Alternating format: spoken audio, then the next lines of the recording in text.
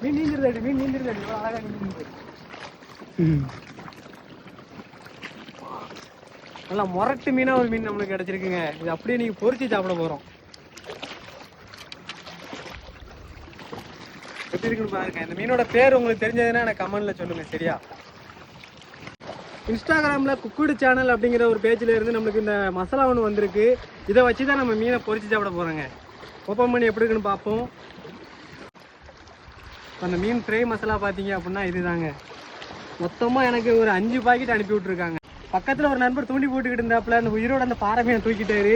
நான் அவர்கிட்ட கேட்டேன், நண்பா ஒரு மீன் தாங்க அப்படின்னு. அதோட ஒரு மீன் தந்துட்டாருங்க. நம்ம நிறைய மீன் பிடிச்சிருந்தோம், அதில் கொஞ்சம் மீன் அவங்கள்ட்ட கொடுத்தோம்.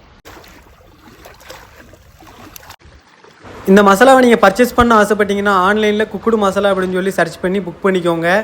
அதே மாதிரி லோக்கலில் உள்ள மார்க்கெட்ஸ்லேயுமே கிடைக்கும் குக்குடு மசாலா. வாங்கி ஒரு நேரம் ட்ரை பண்ணி பாருங்கள். செம்ம டேஸ்ட்டாக இருக்குது. செம்ம டேஸ்ட்டாக இருக்குங்க மீன். மசாலா வேறு லெவலில் இருக்குது. இந்த இருக்குது இந்த மசாலா தான் குக்குடு மசாலா.